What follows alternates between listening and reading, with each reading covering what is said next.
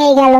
আমার শিকড়গুলো না হয়েছে বাপু, একদম কথা শোনে না, চারিদিকে ছড়িয়ে ছিটিয়ে থাকে। এই মেয়ে, একটা কেক নষ্ট হয়েছে বলে এত কান্নাকাটি করছো কেন? যাও বাড়িতে গিয়ে টাকা নিয়ে এসে বাজারে গিয়ে আবার কেক কিনে আনো। কেঁদো না তুমি, তুমি আর কেঁদো না। চুপ করো গাছ, তুমি একদম কথা বলবে না। তুমি আমাকে কেক কিনে খাওয়ার কথা বলছো, তা কেক কেনার জন্য টাকা কোথায় পাবো আমি শুনি? আমরা কি বড় লোক? আমরা তো গরিব। আমার মা অন্যের বাড়িতে কাজ করে, ওখান থেকে কিছু টাকা জমিয়ে আমাকে কেক খাওয়ার জন্য দিয়েছি। আমি আবার কেক কেনার টাকা কোথায় পাবো?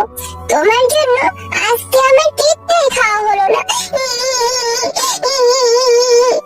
আহারে, মেয়েটার কথা শুনে মনে হচ্ছে মেয়েটা অনেক গরিব। আমার শিকড়ে হোঁচট খেয়ে পড়ে গিয়ে মেয়েটার কেকটা নষ্ট হয়ে গেছে। আমার জন্য ওর এত বড় ক্ষতি হলো। আমি ওকে সাহায্য করব। এমনি অনেক দিন হলো কোনো অসহায়কে সাহায্য করি না।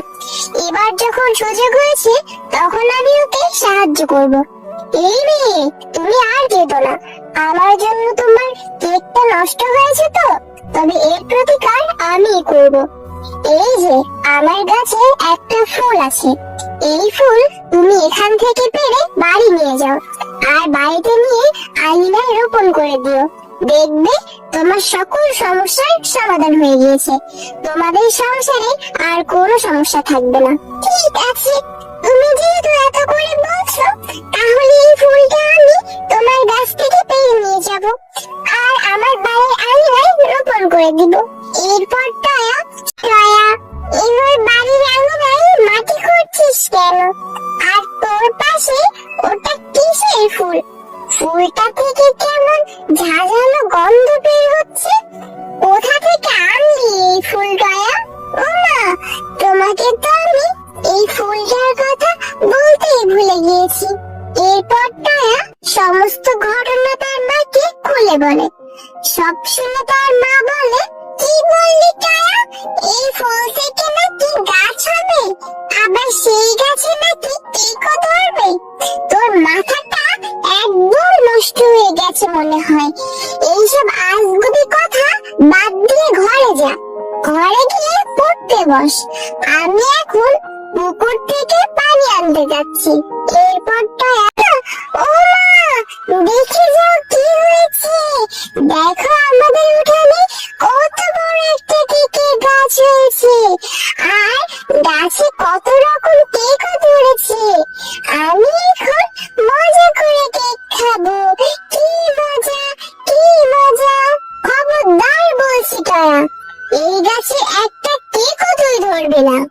কোন না কোন গাছ তোকে এই ফুলটা দিয়েছে, সেই ফুল থেকে নাকি আবার কেকের গাছও হয়েছে। এরকম কথা আমি কখনো শুনিনি। আমাকে নিয়ে চলতে সেই গাছের কাছে, যে গাছ তোকে এই জাদুর ফুলটা দিয়েছে।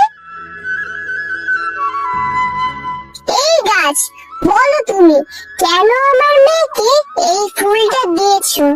ওই ফুলটা থেকে আবার এক রাতের মধ্যে এত বড় একটা কেকের গাছ হয়েছে।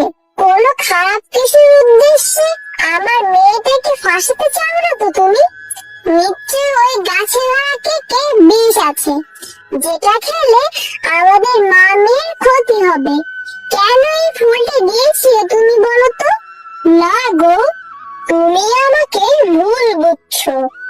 আমার কোনো খারাপ উদ্দেশ্য নেই। আমি তোমার মেয়ের মুখ থেকে শুনেছিলাম তোমার নাকি অনেক গরিব, তাই তো আমি তোমাদের সাহায্য করার জন্য সেই ফুলটা দিয়েছিলাম, যাতে করে তোমার মেয়ে সেই গাছে ধরা কেক থেকে কেকও খেতে পারে, আবার তোমরা সেই কেক বাজারে গিয়ে বিক্রি করে তোমাদের অভাব কাটাতে পারবে। আমার কোনো খারাপ উদ্দেশ্য নেই, বিশ্বাস করো আমাকে। সত্যি বলছো গাছ তুমি? তুমি আমাদের সাহায্য করার জন্য সেই ফুলটি দিয়েছিলে? তবে ঠিক আছে, এই গাছে ধরা কেক এখন থেকে আমরা খাবো এবং বাজারে গিয়ে বিক্রিও করব। বিক্রি করে আমাদের সংসারের অভাব শেষ করব। ধন্যবাদ তোমাকে গাছ। তবে হ্যাঁ, একটা কথা মনে রেখো, এই গাছের দিনের কেকগুলো তোমরা খাবে ও বাজারে বিক্রি করবে, আর রাতের কেকগুলো তোমরা ভুলেও ছুবে না এবং খাবেও না। বুঝেছো? যাও, এবার বাড়িতে চলে যাও। মা, গাছে ধরা কেকগুলো দেখতে কত সুন্দর, কত লোভনীয় মনে হচ্ছে। মনে হয় বাজারে নিয়ে গেলে এই গাছে ধরা কেক সবাই কিনে নিয়ে যাবে।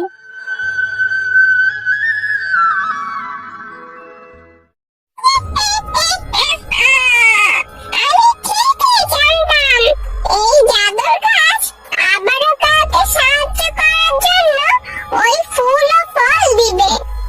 একদিন ওই গাছ থেকে অনেকগুলো ফুল ও ফল খেয়ে গাছটিকে নষ্ট করেছিলাম বলে গাছটি আমাকে অনেক অপমান করেছে। সেখান থেকে আমাকে অপমান করে তাড়িয়ে দিয়েছে। সেই দিন আমি প্রতিজ্ঞা করেছিলাম এই গাছ আবারও যেদিন কাউকে ফুল ও ফল দিয়ে সাহায্য করবে সেই দিন আবার ওই গাছের সকল ফুল ও ফল খেয়ে আমি নষ্ট করে দেবে। এই গাছ আবার ওই শেফা শিয়ালিনীর মেয়েকে কেকের গাছ দিয়ে সাহায্য করেছে। তো এবার আমি সেই গাছের কেকগুলো সব খেয়ে ওই গাছকে আবার নষ্ট করে দিব।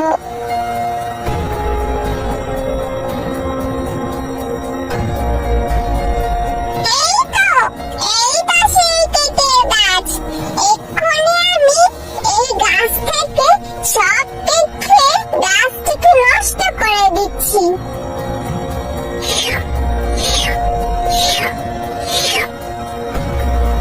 এ কি হলো আমার? গাছে ধরা কেক খেয়ে এ কি হলো আমার?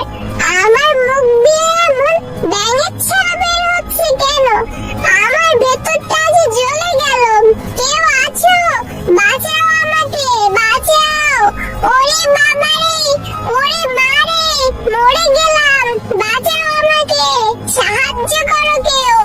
দুষ্ট ডাইনি, আমি ঠিকই জানতাম আমার সাহায্য করা জিনিস নষ্ট করার জন্য তুই আবার আসবি। তাই তো আমি কায়দা করে রাতের কেকগুলো বিষাক্ত করে দিয়েছিলাম, যাতে করে তুই খেতে এলে